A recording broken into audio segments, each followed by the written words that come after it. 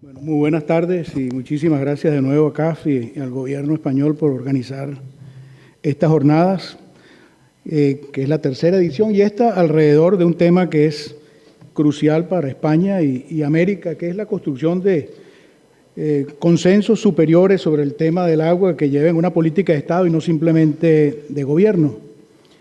Y tuvimos una primera presentación de don Fernando García Casas, el secretario de Cooperación Internacional, que simplemente la encontré espectacular, porque él empezó dando un contexto de cuál es el avance que tiene España en sus políticas sociales y de desarrollo económico desde el Pacto de la Moncloa en el año 1977, un pacto que ha llevado un desarrollo espectacular en lo económico y en lo social en España, y una constitución, la del 78, que repartió las competencias administrativas y del Estado en las comunidades autónomas y que hoy están de nuevo en el tapete, pero que le han dado a España 30 años de prosperidad y de que es envidia del mundo entero. Y que España ha conseguido en este tiempo, como él mismo dijo, darle agua a 46 millones de españoles y a 70 millones de turistas que vienen cada año, y eso no es poca cosa. O sea, ustedes se imaginan la infraestructura adicional que tiene que tener España en las ciudades turísticas para atender esa población incremental. Y que lo ha hecho en un marco de resolver el desafío de que el agua debe ser un derecho, y es un derecho que lleva a la dignidad de las personas. Después nos tocó el tema de la Agenda 2030 y lo relacionó con la relación de España con América Latina alrededor de los ODS y el compromiso que tiene España con Iberoamérica, que es muy fuerte, tanto en el tema de las inversiones, reconociendo que es un continente biodiverso y con enormes impactos del cambio climático, y que la cooperación española está circunscrita dentro del ODS 17 de la cooperación necesaria que necesita para cumplir con esa Agenda del 2030. Yo creo que eso fue un telón de fondo espectacular para iniciar esta sesión. Después tuvimos unas breves palabras del nuevo presidente de CAF, Luis Carranza, que no por breve fueron profundas. Él dijo que el desarrollo del agua está profundamente ligado, no solamente a agua potable y saneamiento, que es lo que mucha gente habla, sino a la salud pública, que el tema del agua segura en América Latina sigue siendo un problema, porque la mayoría del agua que se reparte por los sistemas de agua potable y saneamiento en Sudamérica no es segura y no cumple con los requisitos de cloración de la Organización Mundial de la Salud. Y que los desastres naturales son un tema recurrente y grave que condena a la pobreza a gran parte de la población de América Latina y especialmente a los más vulnerables que viven en sitios de gran inseguridad. Habló de un tema que es muy importante en su país y en otros muchos, que es el tema de la conflictividad sectorial y regional del agua, y que para eso falta una visión de largo plazo en la cual se inscriban esos conflictos, y por eso, de nuevo, la necesidad del pacto. Y ese pacto, dijo, una palabra que resonó muchísimo, es que falta una confianza ciudadana alrededor de ese pacto y de los gobiernos que promueven esos pactos. Que CAF no es solamente un organismo de financiamiento, sino que CAF es una institución de desarrollo que entiende de las asimetrías geográficas que tiene la distribución del agua entre la oferta y la demanda, y por eso hace muchísimos proyectos en la región que atienden específicamente ese problema, acompañado de temas de fortalecimiento institucional y de capacidades, y en eso quiere un compromiso especial de CAF alrededor de esta agenda del pacto. Después tuvimos una presentación de Irene Garrido, de la Secretaría de Economía, en apoyo a la empresa. Hizo un recorrido de los distintos memorándum de entendimiento que se ha suscrito la Administración española con distintas instituciones en relación a CAF en particular. Hizo mención a los 3 objetivos que han tenido los foros. Las jornadas anteriores en el año 2015 fue alrededor de la gestión del agua, la del año pasado alrededor de la seguridad hídrica y alrededor del pacto político para el agua. Y mencionó que en el centro de todo esto está el tema de las políticas públicas relacionadas con el agua, que el agua tiene muchísimas externalidades, y que esa construcción de consensos requiere de la contribución del sector oficial, de los privados, de los donantes, de los que ofertan el agua y los que demandan el agua, del público y del privado, y que necesita una conciliación del corto con el largo plazo. Dice que el sector público en el agua es determinante y el sector privado complementa esa función tan importante. Dice que América Latina y España comparten una situación de escasez y de irregularidad en el agua, que existe necesariamente en España un modelo exitoso para la gestión del agua y que tiene empresas líderes en el mundo que están trabajando en muchísimos sitios, bueno, y que España es una referente importante para América Latina en el mundo en muchos de los temas del agua. Seguidamente nos presentó la ministra Isabel García Tejerina que el pacto es una iniciativa del ministerio muy fuerte en la cual están trabajando y esperan concluir antes de la próxima legislatura, que ese pacto gira alrededor de dos temas, de políticas públicas vinculadas a la seguridad hídrica y al cambio climático. Y que con el caso de Iberoamérica, España siente un compromiso especial, lo cual se manifestó en la cumbre de Cartagena en el 2016, donde a través de la CODIA se habló el tema de planificación, gobernanza y cooperación de España con Iberoamérica, que son desafíos compartidos y que España lo siente así, que el Pacto Nacional del Agua, como nos mencionó ella y posteriormente Eliana, requiere de un gran trabajo de consenso en el cual están, que lleve a una política de Estado que supere en buena medida lo que son políticas de gobiernos que cambian con los cambios de los gobiernos, que se supere ese umbral tan importante. Dice que es una oportunidad que este debate alrededor del pacto se articule alrededor de los ODS como objetivos superiores y que este país, España, necesita infraestructuras hidráulicas adicionales, pero que esas tienen que obedecer a un fuerte esfuerzo de planificación y que la gestión de esa infraestructura sea sostenible. Mencionó finalmente que el 2017 se cumplen 10 años del Fondo Español del Agua, que ha canalizado a América Latina, y eso es una situación única, ningún otro país europeo lo ha hecho, cerca de 800 millones de dólares de donación directa a proyectos de agua en América Latina, lo cual tiene una incidencia de varios miles de millones cuando eso se suma a los proyectos donde esos proyectos hacen parte, y que eso ha sido ventajoso en gran medida para las empresas de consultoría y de construcción española, y espera que estos diálogos de alguna manera continúen para seguir estimulando eso. Después de estas tres primeras presentaciones, tuvimos una presentación de ACISA, de OSD, estupenda, una presentación espectacular, sobre la gobernanza del agua y la implicación que tiene para alcanzar consensos políticos sobre el agua. Desde la perspectiva de la OSD, ellos ven, y ella resumió en 5 grandes temas. El primero eran los factores exógenos, el segundo los riesgos, después dio un par de ejemplos muy interesantes, después los ODS como una oportunidad para la construcción de ese pacto nuevamente, y después los principios de la OSD vinculados a la gobernación del agua. Nos habló, en primer lugar, de que, y yo creo que eso resonó en mucho, América Latina está creciendo poco, que la participación de América Latina en el PIB mundial ha decrecido enormemente y la productividad de nuestras economías es baja. El agua está profundamente vinculada al desarrollo económico, y si no hay desarrollo económico tampoco hay desarrollo del agua. Que las realidades en los países, al interior de los países, son extraordinariamente desiguales, que hay grandes disparidades en todos los sentidos. Y nos hizo otra acotación que yo creo que también fue particularmente importante, es que nos dice que la experiencia mundial es que con la urbanización crece el Producto Interno Bruto de los países. En América Latina eso no pasa tanto.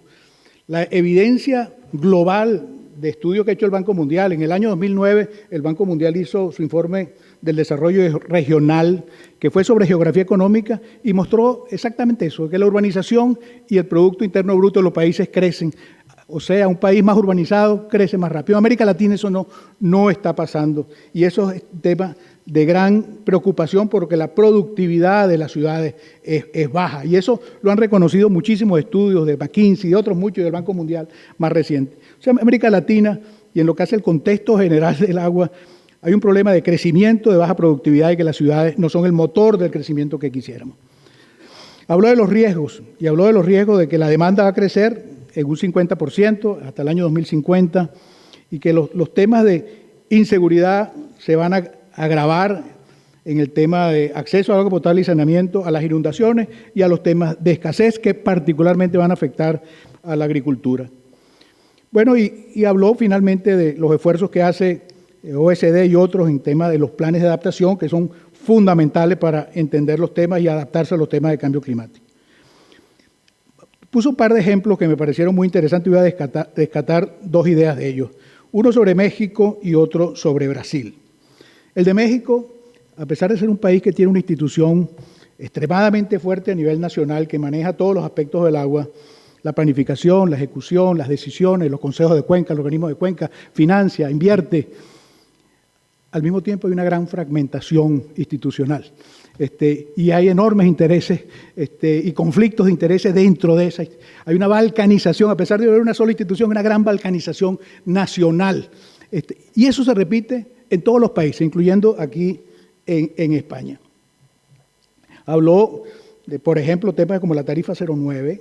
Tarifa 09, una tarifa que aplica especialmente para la agricultura, que es una tarifa rebajada, que ha estimulado la explotación de los recursos de agua subterránea y lo que ha llevado a la sobreexplotación de los acuíferos en México. De 100 acuíferos que prácticamente riegan 2 millones de hectáreas en México, el 80% de esos acuíferos están sobreexplotados. Quiere decir que la extracción de esos acuíferos es mayor que la recarga de esos acuíferos. Y en gran medida se debe a esa política errónea de subsidiar la tarifa eléctrica. Y eso también se debe a otro problema de política económica, que es el tema de la tragedia de los comunes, de que esos recursos naturales compartidos, el incentivo es utilizarlos hasta el máximo y explotarlos. Y entonces eso hay que contrarrestarlo de alguna manera y hay que contrarrestarlo con los instrumentos que nos brinda la política económica. Y eso yo creo que es relevante en América y relevante aquí en España en gran medida. Habló de que estos diálogos son una plataforma.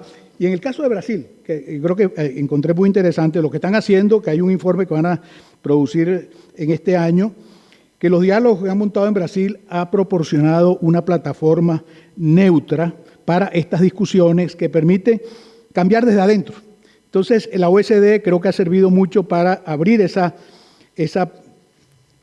plataforma. Después nos habló Asisa del tema de la Agenda 2030, de las oportunidades que ofrece para el diseño de la política pública. Alinear la política pública con esos objetivos superiores que son globales, que son a toda la humanidad ha suscrito ese tipo de principios porque llaman a la integralidad y a la visión más integral de la libertad y la justicia del hombre, que al final es lo que nos interesa, y que llama a una responsabilidad compartida en el tema de del desarrollo económico. Finalmente nos habló de la gobernanza y la OECD, los principios que la OECD ha propuesto para la gobernanza del agua, 12 principios, muchísimos países los han adoptado, ofrecen una guía espectacular para analizar la gobernanza hídrica de los países y yo creo que tiene enorme aplicación, no solo para los países de América Latina, sino también para España. Después tuvimos 3 sesiones. La primera se tituló Política de Estado para la gestión del recurso hídrico. La segunda fue sobre seguridad hídrica y la tercera fue específicamente sobre cómo construir consensos. En la primera tuvimos representantes de Costa Rica, de Bolivia, Carlos Ortuño de Paraguay, Claudia Crosa y Vicente Andreu de Brasil. Y yo voy a tratar de extraer de lo que tomé nota algunas ideas un poco puntuales que para un poco dibujar el terreno de lo que ellos dijeron. De Costa Rica dijo que estaba rezagado 30 años, que el tema de la construcción de confianza era muy importante. También nos dijo que agua potable tiene en Costa Rica el 99% de cobertura, de que hay una empresa nacional que ofrece el servicio, que el saneamiento sigue siendo un problema. Pero yo eché de menos un tema que no se mencionó, que posiblemente Costa Rica sea uno de los países que ha casado mejor el tema de medio ambiente y agua. El tema del pago de los servicios ambientales en Costa Rica es un tema que está instalado, es un país verde, es un país donde la gente paga los servicios de los que reciben el costo del agua, los que reciben los beneficios. Hay una transferencia de recursos y distribución de riesgos extraordinario que han convertido a Costa Rica en la marca verde de América Latina y eso en gran medida pasa por el tema del agua. Yo eché de menos que no se comentara más del tema de los servicios ecosistemas. Carlos Ortuño nos habló del rol del Estado y donde Bolivia ha sido pionero y líder en el tema del derecho humano al agua desde hace años. desde que se montó todo el tema de la guerra del agua, que también eché de menos ese, porque yo creo que fue un punto de inflexión importante para Bolivia, para América Latina y para el mundo de restablecer unos equilibrios alrededor del tema de la prestación de los servicios de agua potable y saneamiento. Habló de la necesidad del sector público como intermediario con la sociedad civil y habló muy rápidamente sobre el tema de por qué se deben utilizar las crisis como la que hubo recientemente en La Paz con una gran escasez de agua como una oportunidad para hacer las cosas que a lo mejor si no hay una crisis es difícil hacerlo. Claudia, que es la directora de agua de Paraguay, nos habló nuevamente de la fragmentación institucional en la gestión del agua. Nos habló de que hay 4.000 prestadores de agua. Y 4.000 prestadores de agua porque en Paraguay hay un acuífero que es muy fácil explotar y se pincha en cualquier lado y se saca agua y cualquiera puede distribuir agua, entonces hay muchísimos aguateros. El tema viene cuando ese señor que recibe agua en su casa tiene que disponer el agua en una alcantarilla y entonces allí esos son costos diferentes y requiere de estructuras diferentes. Y ese es un tema antiquísimo en Paraguay, pero de nuevo refleja el problema grave que tenemos nosotros en la gestión del agua subterránea. El agua subterránea es como un subcapítulo del agua. Cuando hablamos aquí generalmente nos referimos al agua superficial. El agua subterránea es posiblemente uno de los recursos más importantes que tenemos para el tema de adaptación al cambio climático.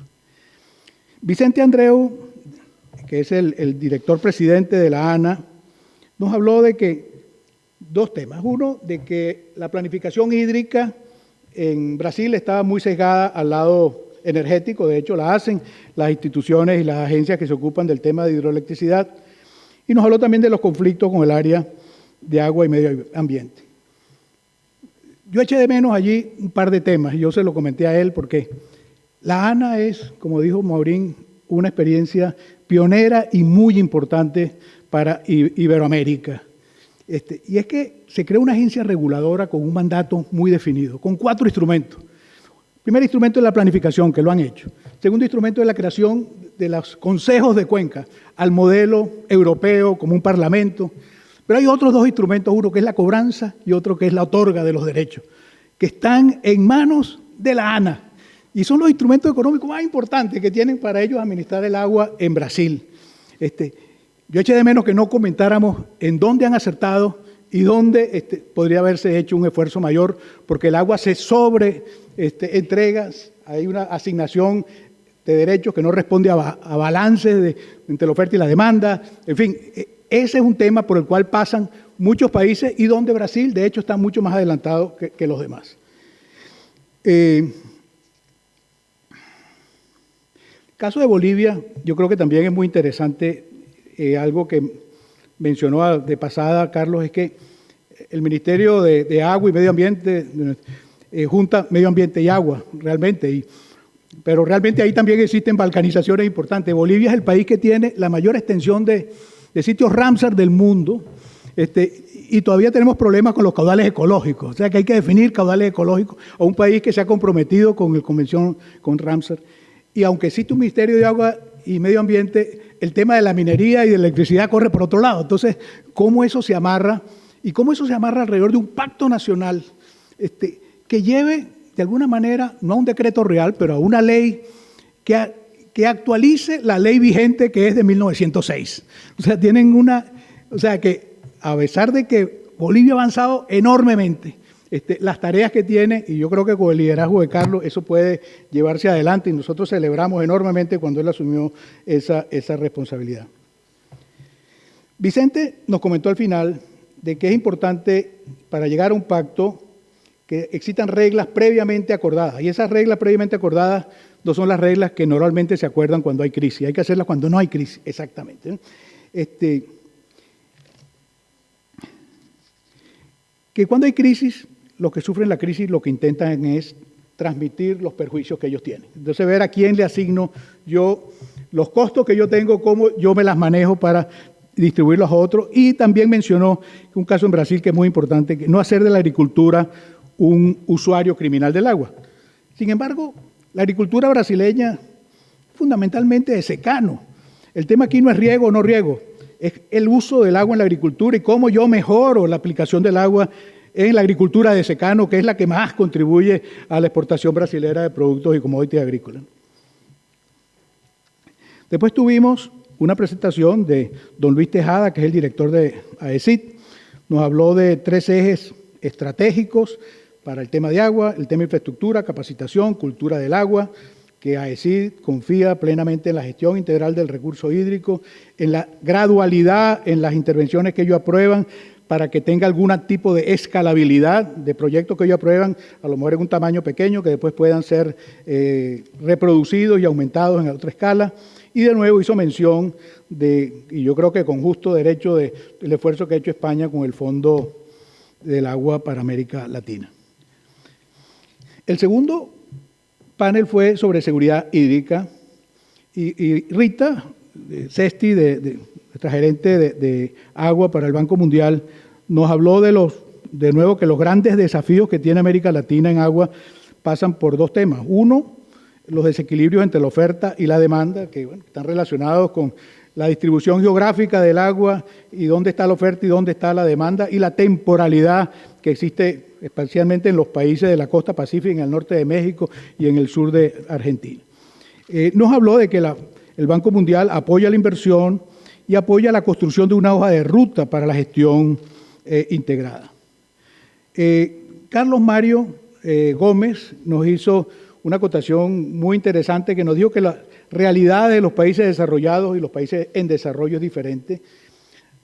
Europa desarrolló una infraestructura hídrica a lo largo de los últimos 150 años. América Latina en los últimos 50 años construyó lo que tiene prácticamente para 400 millones de personas en 40 o 50 años. O sea que ha habido un crecimiento espectacular de la población y un crecimiento espectacular de la infraestructura hídrica, y eso nos deja un saldo de muchos problemas, pero creo que la diferenciación en términos de entender cuál es el problema de los países desarrollados y no desarrollados y las complejidades que tienen son diferentes.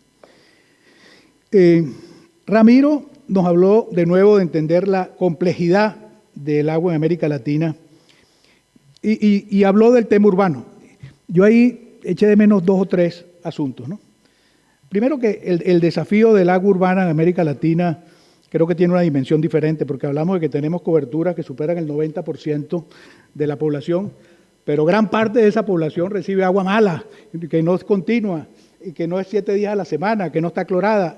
2/3 de la población que vive en las zonas urbanas no recibe agua de acuerdo a la norma, y ahí están el 25% que vive en zonas informales urbanas, los poblados pequeños, la población en las periferias de las ciudades.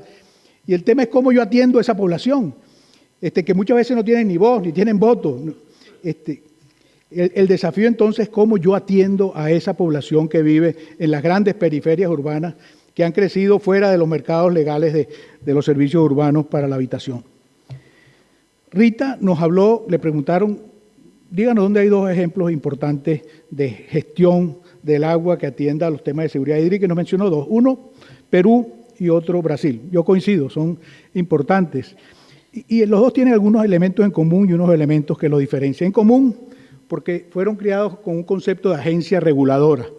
No es un gestor del agua, sino alguien que regula el agua. En el caso de Brasil, esto es una agencia reguladora de lleno, depende de la oficina de la Presidencia de la República por encima de los distintos ministerios y, como le decía, regula 4 cosas: la cobranza, la otorga, la planificación y la organización y la participación a través de los consejos de cuenca. Eso es lo que hace la ANA. En el Perú un poco diferente, se creó una agencia tomando muchos elementos de Brasil, pero colgadita del Ministerio de Agricultura, lo cual lo pone debajo de intereses muy potentes que mueven la agenda del agua. En Brasil, por ejemplo, el tema de agua potable y saneamiento no tiene una agencia reguladora nacional, existen múltiples reguladores municipales, estaduales, de todo tipo, pero en Perú sí la hay, y depende de la oficina del primer ministro y con mandatos definidos y con recursos definidos, y eso está funcionando bastante bien, en mi opinión, para mejorar la eficiencia, para crear planes optimizados de inversión que orienten la inversión pública. Yo creo que son 2 ejemplos interesantes que habría que poner en valor y rescatar las enseñanzas que tienen estos 2 países, y creo que esa es una agenda pendiente. Después tuvimos una presentación del doctor Carrera, nos habló del agua como una política de Estado y habló de tres temas. Dice que esto se fundamenta en tres grandes pilares.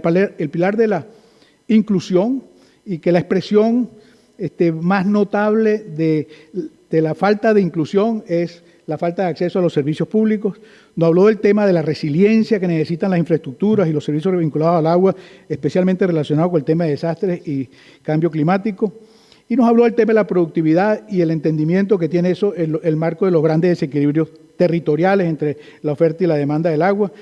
Y habló de que es muy importante hacer uso de la planificación hidrológica española, que puede dar un enorme impulso a lo que debemos hacer nuestros deberes allá en América Latina, y de la coordinación sectorial necesaria para atender los temas del agua como una política del Estado.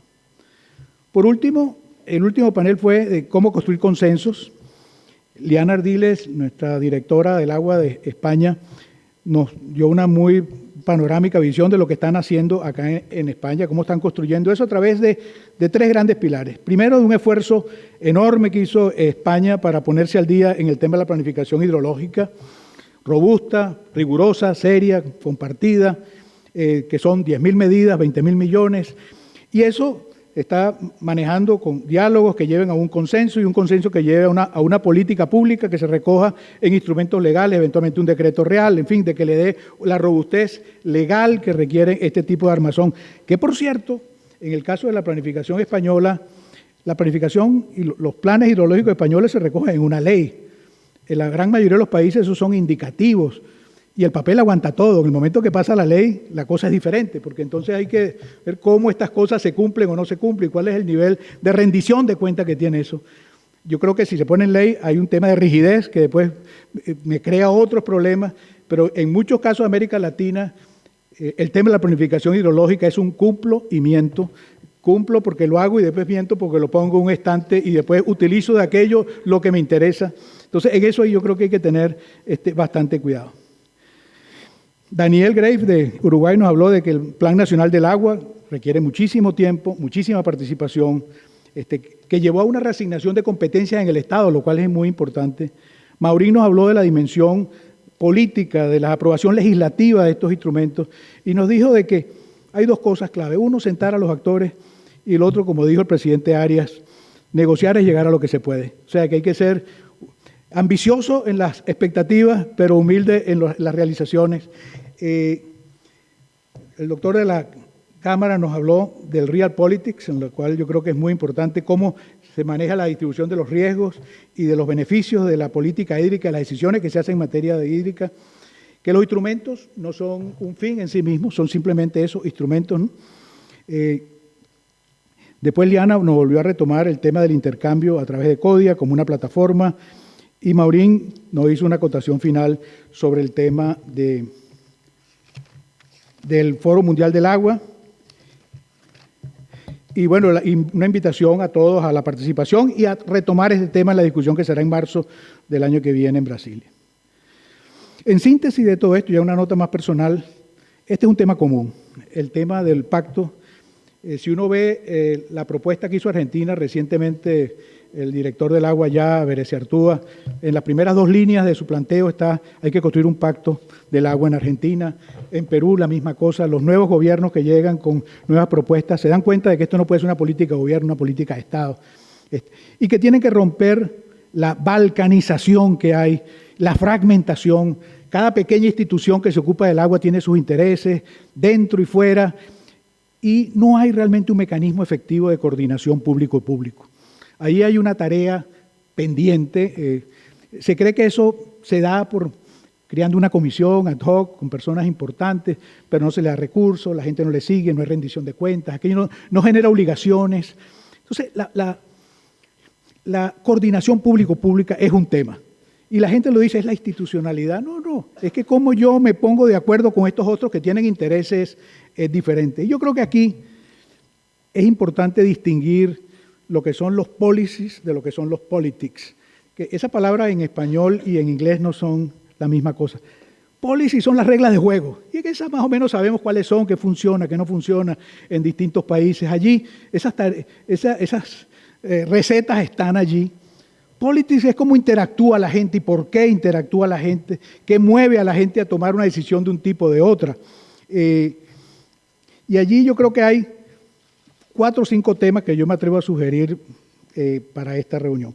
Primero que ese tema de identificar a los actores muy bien, de ese mapa de los stakeholders, a quiénes representan y qué intereses tienen. Y cómo yo construyo coaliciones entre ellos y ver cuáles son los intereses que los mueven. Por ejemplo, los intereses asociados a la comunidad de regantes son muy fuertes y tienen objetivos muy claros, pero aquellos en América Latina que no tienen servicios en las ciudades no los representa nadie y son muy numerosos. ¿Quién representa a esas personas? Nadie. ¿Quién representa a los grupos indígenas? Nadie. Creo que hay un tema que lo han mencionado muchos y yo creo que es muy importante, el tema de la simetría de la información. La información es opaca, en el agua es opaca, dispersa, no hay un sistema nacional de información, hay mucho dato, pero a uno le entregan miles de tablas de datos, pero yo no sé qué hacer con ellas. Los datos hay que convertirlos en informaciones útiles para tomar decisiones. Entonces, la opacidad en el tema de la información es clave y eso crea mucha desconfianza. Uno puede entrar en las páginas web de distintas agencias o confederaciones o empresas y encuentra mucho dato, pero se pierde, se vuelve loco. La idea es crear ahí un amasijo de informaciones donde nadie no puede hacer nada. Hay que interpretarlas y hay que ponerlas para que sean usables. El tema de la participación es clave. La participación no es simplemente ir a hablar con la gente. La participación efectiva. Y porque la participación no es simplemente llegar a acuerdos que son todos gano-gano. Porque esa participación es dónde yo gano y dónde yo pierdo. Y cómo negocio eso. Y allí, ese es el tema. El win-win siempre no funciona. Y eso pasa un poco por la construcción de confianza.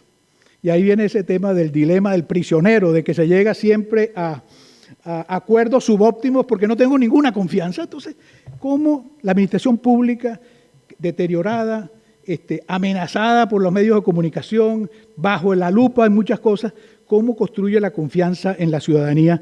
Ese es un tema y las medias es muy importante en eso.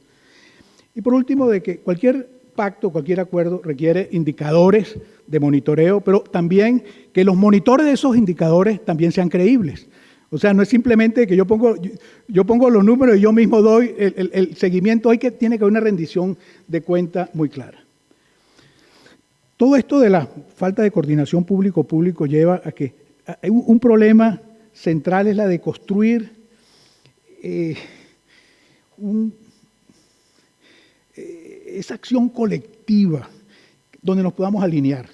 Al final del día el problema de la acción colectiva, donde todos podamos aspirar a un objetivo común, donde todos podamos ponernos de acuerdo. Y allí hay diferencias entre lo que son instituciones con mayúsculas, instituciones con minúsculas, instituciones más pequeñas, más sectoriales, de cómo yo construyo algo allí. No tanto las instituciones con mayúsculas, que son los grandes pactos, la democracia, el federalismo, la distribución de las competencias fiscales en el país. Esos son otro tema. Es como yo en lo concreto de las instituciones que yo manejo, yo puedo construir esa relación de confianza y esos objetivos superiores que me lleven a ese problema central de cómo yo llego a una acción colectiva eficaz. Que eso es lo que yo creo que nos está faltando y yo creo que allí los instrumentos, las herramientas que nos da el análisis de la economía política ayudaría muchísimo. Bueno, finalmente, pues yo creo que ha sido una jornada estupenda. Yo les agradezco pues su paciencia y, bueno, muchísimas gracias.